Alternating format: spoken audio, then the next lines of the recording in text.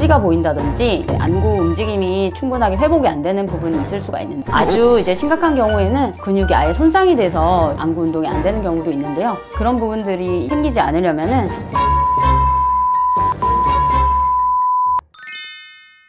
안녕하세요, 나나TV 김성혜 원장입니다. 오늘은 논란이 좀 되고 있는 눈밑지방 재배치, 이게 어떤 수술인지, 어떤 부작용이 생길 수 있는지, 나도 해도 되는 건지, 그런 부분에 대해서 중점적으로 알아보도록 하겠습니다.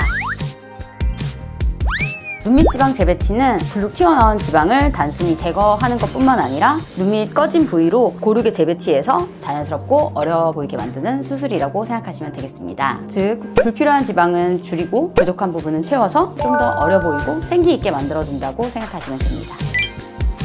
많은 분들이 헷갈려 하시는 부분인데요. 눈밑지방 재배치는 피부 절개 없이 안쪽 결막으로 접근을 진행해서 지방 위치를 바꿔주는 수술이고요. 하안검 성형은 피부랑 근육까지 다 절개를 해서 지방을 제거하고 또 재배치하고 피부까지 당겨서 제거를 추가적으로 해주는 수술입니다.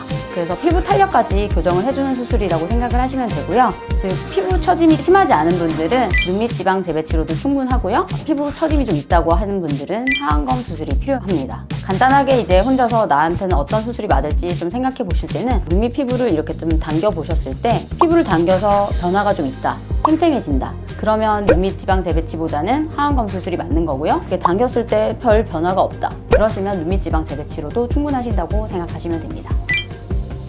눈밑 꺼짐이 있으실 때는 눈밑지방 재배치를 통해서 꺼진 부위를 채워주면 충분히 그 부분이 해결이 될 수가 있고요. 색소 침착 때문에 고민하시는 분들도 많은데요. 지방이 이렇게 붉어지거나 피부가 이제 얇아지면서 색소 침착이 더 심해지기 때문에 더 심해지기 전에 눈밑지방 재배치를 받으시는 것도 방법이 될 수 있고요. 또는 레이저나 스킨케어, 스킨 부스터들을 통해서 피부 안쪽을 조금 건강하게 해주면 색소 침착에는 도움이 되는 경우가 많습니다. 그렇지는 않고요. 애교살은 이제 근육과 피부 구조에 의해서 생기는 부분이기 때문에 여기 지방을 재배치한다고 해서 직접적으로 영향을 가는 부분이 아니라서 그 부분은 걱정하지 않으셔도 되겠습니다. 크게 봤을 때는 한 달 정도라고 보면 되고요. 너무 큰 붓기는 일주일 정도면 충분히 가라앉기 때문에 회복기간이 비교적 짧은 수술이라고 생각하시면 되겠습니다.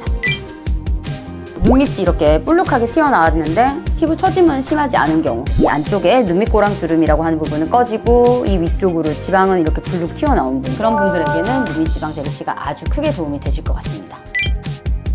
눈밑지방 재배치 부작용에 대해서는 일단은 좀 불균형, 좌우 비대칭이 생길 수도 있는데요. 이 부분은 이제 한쪽에만 많이 남거나 덜 채워지거나 너무 많이 제거했거나 이런 부분 때문에 생길 수도 있는 부분이고요. 멍이나 붓기 같은 경우는 금방 회복이 된다고 생각을 하시면 되고요. 또 간혹 가다가 여기 감각 둔화를 표현하시는 분들도 있는데 그 부분도 대개는 신경이 그냥 단순히 눌린 거기 때문에 거의 무조건 돌아온다고 생각하시면 됩니다. 곡시가 보인다든지 안구 움직임이 충분하게 회복이 안 되는 부분이 있을 수가 있는데요. 그 부분은 일시적으로는 부종이 심하다 보니까 근육이 눌려서 안구 운동이 제대로 되지 않아서 발생을 할 수가 있다고 생각하시면 되고요. 아주 이제 심각한 경우에는 근육이 아예 손상이 돼서 안구 운동이 안 되는 경우도 있는데요. 그런 부분들이 생기지 않으려면은 숙련된 전문의를 찾아서 수술을 받으시는 게 중요할 것 같습니다. 눈밑지방 재배치는 잘만 시행하면 훨씬 젊고 건강한 인상을 만들어주기 때문에 무조건 두려워하시기보다는 병원에 내원하셔서 상담을 받고 진행하시는 것을 생각해 보시면 좋겠습니다. 이 영상이 도움이 되셨다면 구독, 좋아요, 알림 설정 부탁드립니다. 감사합니다.